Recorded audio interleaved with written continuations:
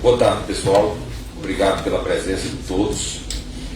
Gostaríamos de atualizar alguns dados em relação ao cenário epidemiológico da pandemia da Covid-19 no Brasil, né? Nós temos assistido nos últimos dias uma tendência de redução dos diagnósticos de pacientes com Covid-19 e, por consequência, uma diminuição na pressão sobre o nosso sistema de saúde, que resulta em maior disponibilidade de vagas nas unidades de terapia intensiva, o que, consequentemente, nos dá uma diminuição da pressão em relação a insumos, né? Como, por exemplo, os insumos utilizados nos kits de intubação, de oxigênio. Eu estou aqui ao meu lado com a doutora Socorro Gross, que é a representante da OPAS. Eu vou pedir para a Socorro para ela mostrar para vocês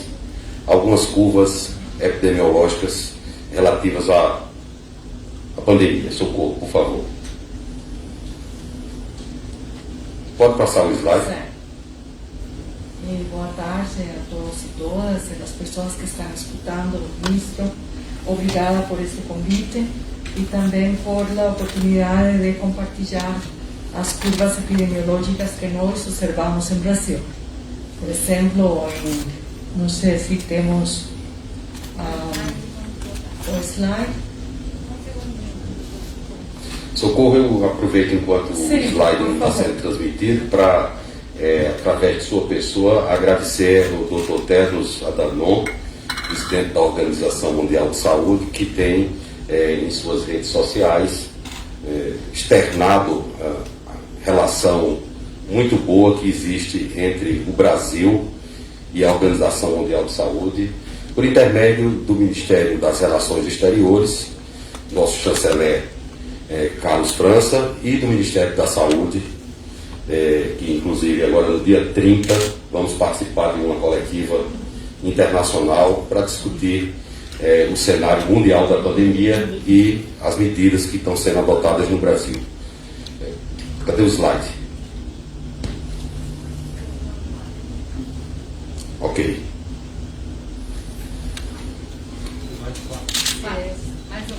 Por favor, el slide número 4. Tenemos ese. Entonces, si no es un slide que a veces es confuso, mas lo que nós temos es una queda por lo menos de 2 semanas del número de casos. Es una queda ainda que es poca. La última semana tuvimos una reducción de un poco más de 6.000 casos. Lo importante es que eso impacta también en la utilización de la hospitalización de síndrome respiratorio agudo grave y la necesidad de leitos UTI. Lo importante aquí es que sí, temos queda, mas que essa queda precisa ainda do apoio da população em manter as medidas de utilização de máscara, de distanciamento, de não participar em eventos massivos, para que essa queda que estamos observando seja ainda mais nas próximas semanas, para ter a oportunidade de continuar vacinando en ese esfuerzo que está haciendo Brasil y especialmente las personas. Y ministro, yo aprovecho aquí en esta colectiva de prensa para parabenizar realmente el esfuerzo grande que está haciendo o país, o SUS, y esos vacinadores que están en la línea de frente vacinando todos los días, com essas cifras que o Brasil está atingindo. Só reafirmar, Socorro, o que você falou é fundamental nesse momento que assistimos essa tendência de queda de óbitos, embora ainda uma tendência muito pequena, que as pessoas continuem com as medidas não farmacológicas, o uso das máscaras, o distanciamento social, evitar aglomerações, que é fundamental para que esse cenário se sustente a longo prazo, enquanto a nossa campanha de vacinação ela vai sendo ampliada, né? Essa diminuição que ela tira a atenção do sistema de saúde é importante. é muito importante. Eu queria falar acerca dos kits de intubação, uma preocupação de todos nós. No mês de abril, o Ministério da Saúde fez a maior distribuição de kits de intubações desde o início da pandemia, né? Sendo 3,3 milhões de medicamentos distribuídos. E nós ainda temos ações para trazer mais medicamentos para que o nosso estoque ele fique confortável. A campanha de vacinação tem avançado e as doses que estavam previstas naquele calendário inicial, em função do que foi tratado com as indústrias, naturalmente que nem sempre o que é tratado é entregue. Nós fizemos a atualização desse calendário e através do Programa Nacional de Imunização nós já conseguimos, pelo menos em 7 dias, nós ultrapassamos a meta de vacinar mais de 1 milhão de brasileiros. E hoje vocês noticiaram, através do consórcio da imprensa, que ontem superamos a meta de 1,7 milhão de brasileiros vacinados. Rodrigo, você poderia detalhar o calendário? Esse calendário já está disponível no site, né? Que é para que as pessoas possam ter acesso, vocês da imprensa e a sociedade de uma maneira geral, e nós vamos atualizar periodicamente esse calendário, de tal sorte que se compreenda de uma forma muito clara e definitiva como se dá esse processo de aquisição e de entrega de doses à sociedade brasileira. Assim que o Ministério da Saúde recebe, em até 48 horas, essas doses elas são distribuídas para estados e municípios, conforme o que é pactuado na tripartite. Rodrigo, por favor. Pois não, ministro. Obrigado pela palavra. Enquanto a gente projeta aí o novo calendário, que será disponibilizado no site do Ministério da Saúde, é importante mencionar que o calendário que estava posto no site é um calendário com datas estimadas de entrega das vacinas, né? Então todas as vacinas elas têm um contrato, e nesse contrato tem uma estimativa de entrega dessas doses. Cada contrato tem uma peculiaridade, alguns contratos vêm com uma estimativa trimestral. À medida que a gente se aproxima do trimestre, a gente abre essa previsão mês a mês, né? Então é importante mencionar que a gente tem reuniões semanais com os laboratórios, né? Então os laboratórios que estão performando aí entregas para o país, Fiocruz e Butantan, a gente se une com eles toda terça-feira, e a ideia é que a gente atualize esse calendário a terça-feira no fim do dia, e na quarta-feira então a gente já teria uma nova versão do calendário com dados atualizados. Antes de a gente entrar no detalhe do número, é importante a gente mencionar um pouquinho quais são os eventos, quais são as variáveis que podem afetar um eventual não cumprimento do cronograma da vacina, né? Então a gente tem aí uma possibilidade de atraso no envio dos insumos farmacêuticos ativos, né, os IFAs, que são utilizados para a produção das vacinas. Então é importante dizer que o IFA pode atrasar. Então, quando esse IFA chega no Brasil, ele passa por um processo de avaliação de qualidade. Então, eventualmente, algum lote pode ser rejeitado. Depois que passa pela avaliação da qualidade o IFA, isso vai para o processo de produção. Por óbvio, no processo de produção a gente pode ter alguns atrasos e algumas questões logísticas decorrentes à produção industrial como um todo. E depois que a gente finaliza o processo de produção das vacinas, a gente produz os lotes e isso vai para a análise de qualidade final das vacinas e eventualmente algum lote pode também ser rejeitado. Então todos esses eventos eles podem ocasionar um atraso ou eventual não cumprimento do cronograma. Então só para os senhores conhecerem, esse é um cronograma detalhado, né, mensal. Então a gente tem ali de janeiro, fevereiro e março dados do que efetivamente foram concretizados. Abril, ali a gente tem uma parte que é concretizada e uma parte que é prevista, e aí maio e junho uma previsão já batida com os 2 laboratórios que estão performando e com a Pfizer também, que vai entregar 1 milhão de doses agora no dia 29 de abril.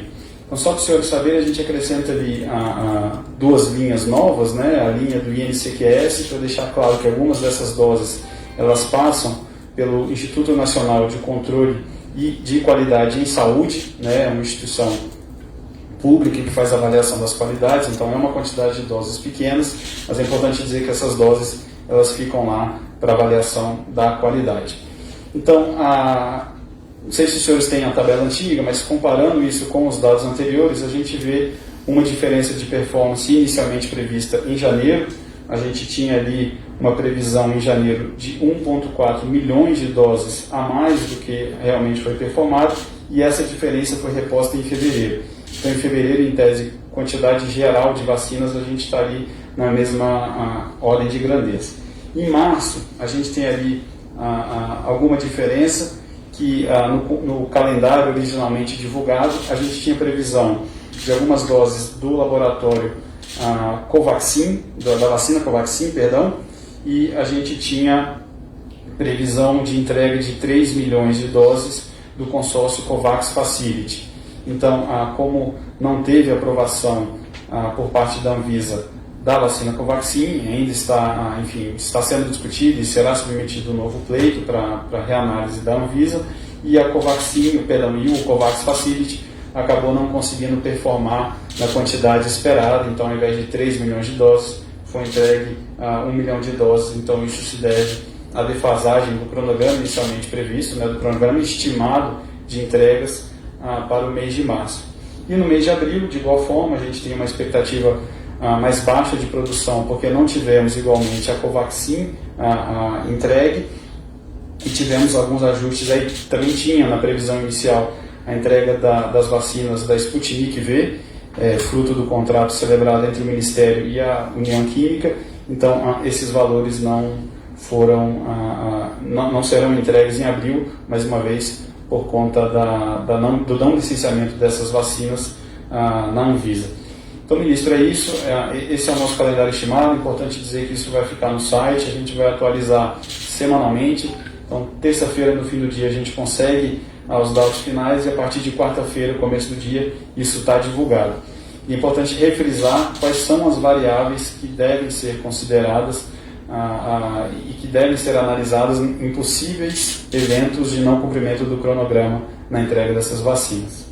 Obrigado, Rodrigo. Socorro está me lembrando aqui, Rodrigo, que mesmo com esses contratempos decorrentes da não entrega das doses, nós já estamos muito próximos de atingir a meta dos 60 anos, o que é uma excelente notícia. Isso mostra a capacidade do nosso Programa Nacional de Imunização. O Brasil, como eu já falei em outra oportunidade, tem um canal de diálogo muito forte, seja um canal multilateral, através da OMS, da OPAS, da ONU, mas também um canal de relações bilaterais.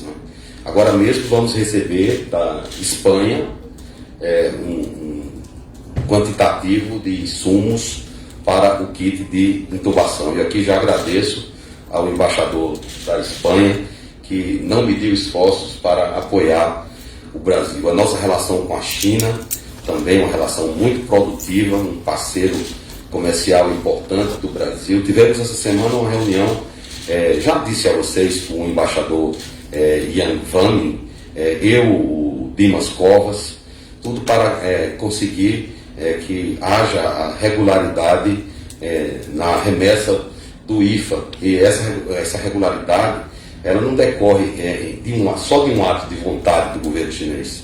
Há aspectos de desembaraço aduaneiro e da própria produção da China. Nós sabemos que essa questão das vacinas e da eventual carência de vacinas é um problema internacional. O Ministério da Saúde está aqui funcionando diuturnamente, no sentido de trazer um conforto para a população brasileira, uma esperança. Essa esperança é a vacina.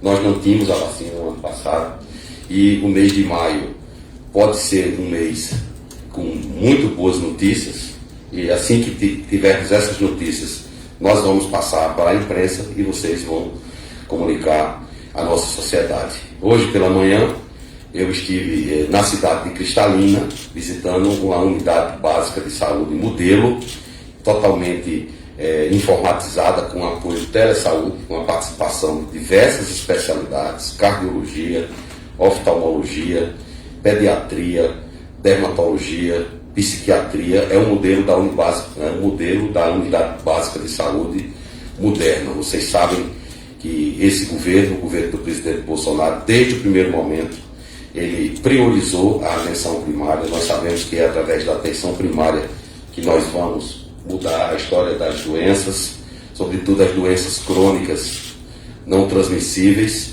E essa ação é uma ação integrada entre o Ministério da Saúde, o Ministério da Defesa, o Ministério da Comunicação, o Ministério da Economia, o Ministério da Infraestrutura. Isso significa dizer o governo trabalhando em conjunto para que as políticas públicas cheguem na ponta. Isso é o que importa. E nós já temos condições de, a curto prazo, entregar 140 unidades básicas de saúde com esse recurso da telesaúde. No passado houve uma série de iniciativas com telesaúde, mas não era algo consistente, buscava-se parceria com a iniciativa privada, que não tem sustentabilidade a longo prazo. Agora não, agora é uma política de governo, é uma política integrada pelos diversos ministérios, é uma política que deixa um legado, não é uma política que eu tenho certeza vai ter o potencial de mudar o sistema de saúde do Brasil, até que possamos fazer uma reforma ampla que mude o modelo de remuneração, contemplando a eficiência. Então temos que premiar quem tem eficiência na gestão da saúde. Essa semana também discutimos acerca de inovações que foram decorrentes da aprovação pela Anvisa de um coquetel de anticorpos monoclonais, e esse coquetel está sendo alvo da apreciação do Ministério da Saúde. Nós já deliberamos que a Comissão Nacional de Incorporação de Tecnologia no SUS avalie esse medicamento, a evidência científica que há, a qualidade dessa evidência, os aspectos econômicos dessa incorporação, para que tenhamos uma posição definitiva que balize não só o setor público, mas também o setor privado. Também ontem noticiamos que a Conitec vai avaliar um protocolo de tratamento da Covid. Vou deixar claro, porque não é um protocolo para uso de fármaco A ou fármaco B. O tratamento da Covid é muito mais amplo do que um único fármaco.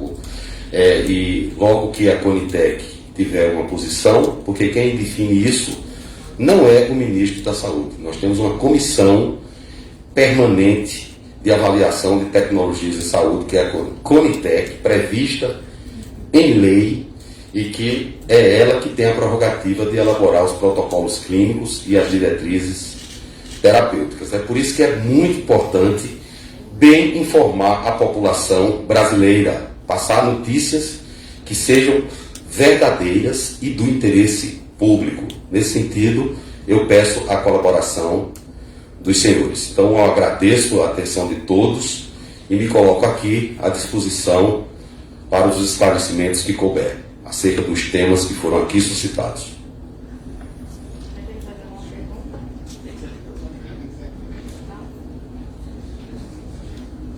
Com licença, boa tarde, ministro, boa tarde a todos. André, SBT. O senhor abriu aqui a coletiva falando da queda da média móvel de casos, né, e disse que isso acontece e precisa acontecer com a colaboração da população, usando máscara, o isolamento social.